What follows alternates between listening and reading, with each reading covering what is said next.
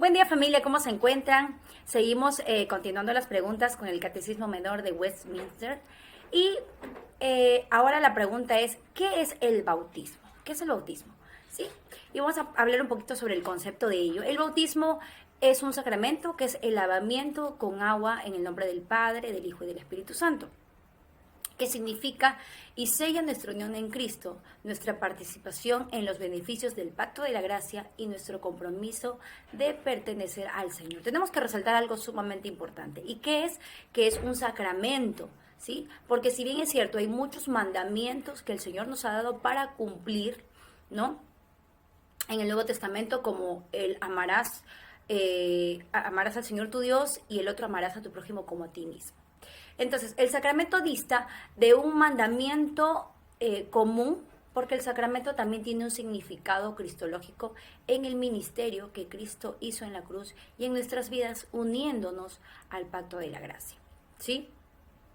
El bautismo es un sacramento porque representa algo que Cristo hizo en la cruz como su resurrección y una nueva vida, y nos une al pacto de la gracia, ¿no? Es en el nombre del Padre, del Hijo y del Espíritu Santo.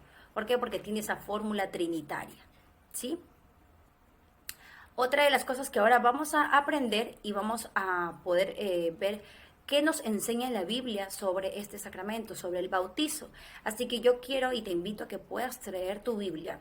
Vamos a estar viendo el libro de Mateo capítulo 28, versículo 19. Tú lo puedes leer en la versión de tu preferencia. Yo estoy ahorita en la Reina Valera. Y dice así: por tanto, id y haced discípulos a todas las naciones, bautizándolos en el nombre del Padre, del Hijo y del Espíritu Santo. Aquí vemos la gran comisión, ¿sí? Y tenemos el bautismo, que es un sacramento, que aquí están diciendo que van a ser discípulos bautizándolos, dice, en el nombre del Padre, del Hijo y del Espíritu Santo. Vemos, ¿no? Un sacramento. ¿Por qué? Porque está siendo ordenado. Es un mandato, ¿no? Y está en base a la fórmula trinitaria que hablábamos hace un momento, ¿no? En el nombre del Padre, del Hijo y del Espíritu Santo. Ahora vamos a ver otro texto bíblico, que es Hechos, capítulo 2, versículo 32 al 42. Hechos, capítulo 2, versículo 38 al 42, y dice: arrepiéntase y bautícese cada uno de ustedes en el nombre de Jesucristo para perdón de sus pecados. Les contestó Pedro: y recibirán el don del Espíritu Santo.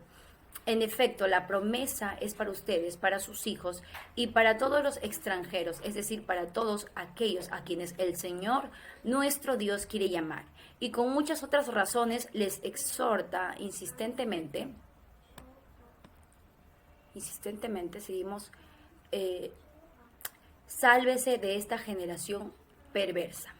¿Sí? 41 dice: así pues, los que recibieron su mensaje fueron bautizados, y aquel día se unieron a la iglesia unas 3,000 personas. Se mantenían firmes en la enseñanza de los apóstoles, en la unión, en el partimiento del pan y la oración. ¿Qué vemos aquí? Aquí estamos viendo el cumplimiento de las ordenanzas o del sacramento, ¿no? Estamos viendo lo que significa la unión en Cristo, porque nos dice que arrepiéntese y bautícese cada uno de ustedes en el nombre de Jesucristo para el perdón de sus pecados, ¿no? Cumplan este sacramento, cumplan esta ordenanza, ¿sí? Porque dice también dice Pedro, que recibirán el don del Espíritu Santo, ¿sí? Recibirán el don del Espíritu Santo, ¿no? Y está plasmada la participación. Esto nos une el pacto de la gracia, ¿sí? A la participación de los beneficios del pacto. Miren, la perseverancia, el partimiento del pan, ¿no? Y también dice que se añaden al cuerpo de Cristo. Ahora vamos a continuar leyendo el texto de Romanos capítulo 6, versículo 3 al 4, dice: ¿acaso no saben ustedes que todos los que fuimos bautizados para unirnos con Cristo, en realidad fuimos bautizados para participar en su muerte? Por tanto, mediante el bautismo fuimos sepultados con Él en su muerte, a fin de que así como Cristo resucitó por el poder, el Padre también nosotros llevemos una vida nueva. ¿Sí? Esta la he leído en en la versión internacional, ¿sí? Aquí están hablando, ¿no?, de la representación y el compromiso público de pertenecer al Señor, ¿sí? Han sido cristianos que han sido bautizados conforme al sacramento, en el nombre del Padre, del Hijo y del Espíritu Santo, ¿sí? Representando, ¿no?, la muerte, la resurrección a través del lavamiento. Ahora vamos a ver Gálatas, capítulo 3, versículo 26 al 27, y dice así: pues todos sois hijos de Dios por la fe en Cristo Jesús, porque todos los que habéis sido bautizados en Cristo estáis revestidos. Acá tenemos una ordenanza y representación del Señor, ¿no?, de la unión de Cristo. Ahora vamos a leer Primera de Pedro, capítulo 3, versículo 21. ¿Y qué nos dice Primera de Pedro, capítulo 3, versículo 21? Dice: el bautismo que corresponde a esto ahora nos salva, no quitando las inmundicias de la carne, sino como aspiración de una buena conciencia hacia Dios por la resurrección de Jesucristo.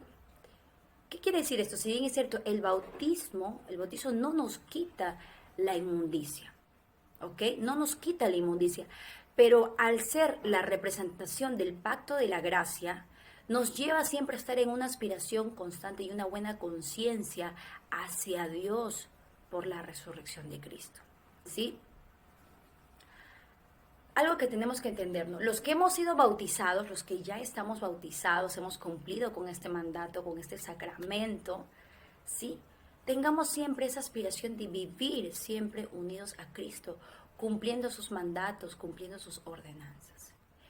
Y tú que de repente por primera vez nos estás viendo y no has sido bautizado, ¿sí? Pues aspiremos a hacerlo. Aspiremos a poder cumplir con este sacramento y a poder unirnos a Cristo, ¿no?, a este pacto de la gracia. Iglesia, este ha sido nuestro mensaje de hoy. Comparte con los demás y de todas maneras siempre sigue leyendo la palabra de Dios, porque es aquella que siempre enriquece nuestra vida. Bendiciones.